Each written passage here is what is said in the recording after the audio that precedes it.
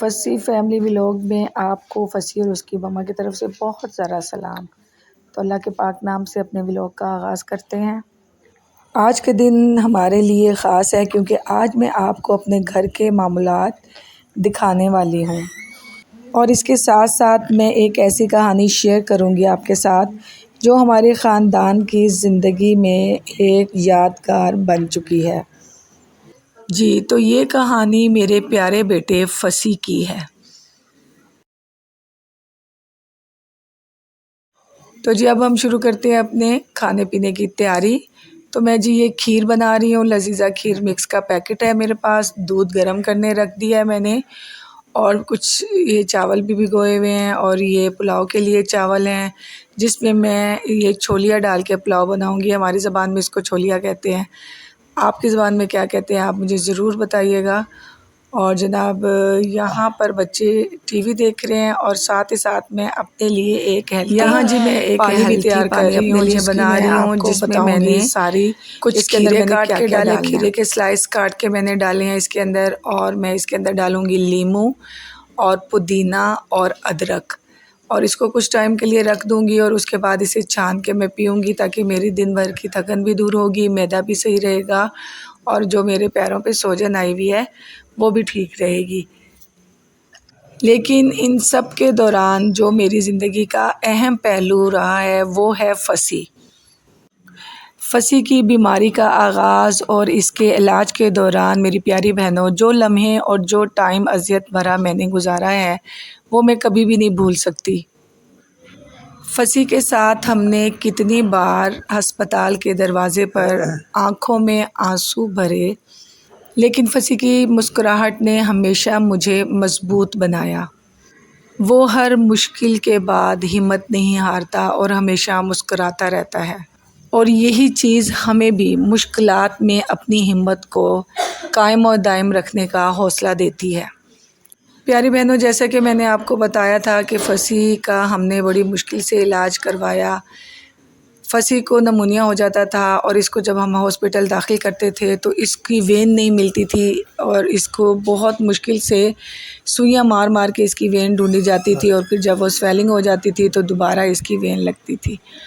और फसी के साथ साथ मैं भी बहुत रोती थी, मुझे वार्ड से बाहर निकाल दिया जाता था, लेकिन फसी की चीखें मेरे कानों में आती थी और मेरे दिल को छलनी करती रहती थी। जब फसी की फर्स्ट सर्जरी हुई तो भी फसी को ब्लड लगना था और इसके जब ब्लड लगाने के लिए इसकी वेन ढूंढी तो हस्बे रिवायत इसकी वेन नहीं मिली।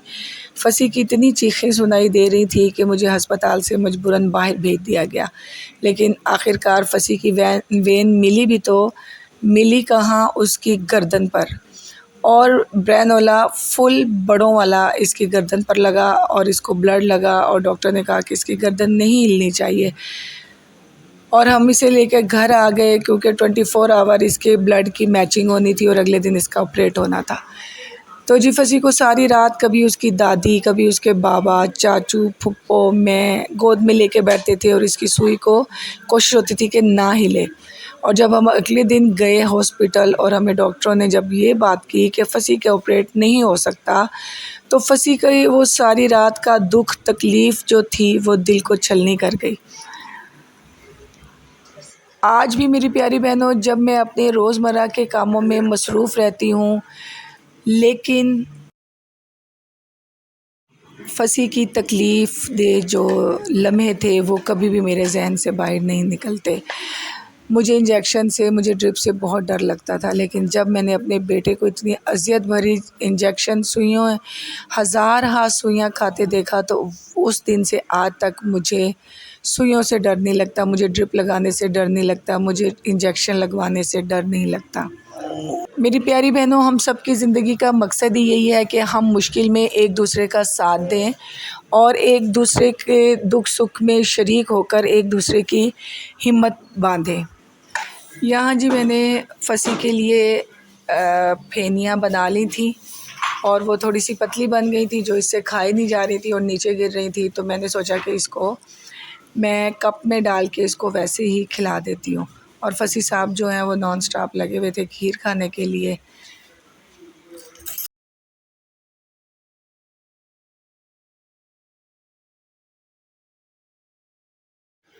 फसी की जी सेकंड सर्जरी जो थी वो उसके तालू की थी।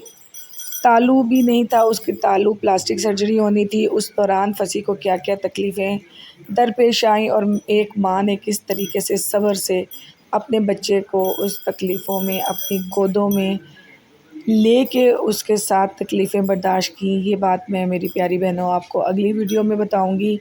तो अभी मैं छोलिया पुलाव, चना पुलाव बनाने वाली हूँ। उसके लिए मैं ये चावल साफ़ कर रही हूँ और ये चावल जो हैं इसमें ये अनारदाना डला हुआ था जो मैं निकाल रही हूँ। और मेरी प्यारी बहनों, मैं अपने जो चावल हैं वो 2 से 3 दफ़ा इसको ज़रूर साफ़ करती हूँ ताकि इसमें कोई भी छोटा-सा कंकर, कोई मिट्टी ऐसा ना हो कि वो आ जाए मुँह में। और यहाँ ये देखें जी मेरी खीर की फ़ाइनल लुक, अल्लाह की शान और कुदरत देखें माशाल्लाह बहुत ही ज़्यादा टेस्टी बनी है, बहुत ही ज़्यादा। तो जी अब इसको हम ठंडा करने के लिए फ्रिज में रखेंगे और यहाँ पर मेरे बर्तनों का लगा हुआ है ढेर और चावल मेरे भीग चुके हैं और प्याज मैं काटने लगी हूँ अपने चना पुलाव के लिए। तो जैसे ही मैंने आपको बताया था कि हमारे घर पानी की थोड़ी-सी परेशानी है, ये देख लें जी पानी किस तरीके से आ रहा है, झटके मार-मार के, खुल के पानी नहीं आ रहा।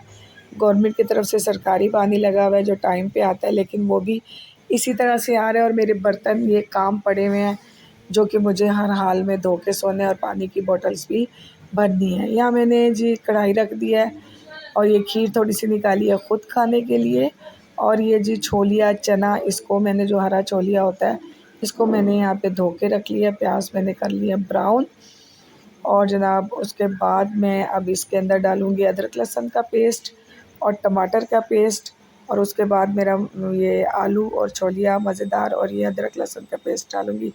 यहाँ जी कितने दिनों का मेरा लहसुन आया हुआ है जो कि मुझसे छिल नहीं रहा। मेरे फ़िंगर्स ख़राब हुई हुई हैं जिसकी वज़ह से मुझे जलन होती है और मैंने ये रखा हुआ है कि कोई मेरी हेल्प कर दे और इसको छील दे। तो उम्मीद करती हूँ कि आपको मेरा ये व्लॉग अच्छा लगा होगा। आपको फसी की स्टोरी कैसी लगी, मेरा व्लॉग कैसा लगा, प्लीज़ मुझे सपोर्ट करें, मेरा साथ दें। मेरे फसी के लिए चैनल को ज़रूर लाइक करें और चैनल को सब्सक्राइब भी ज़रूर करें।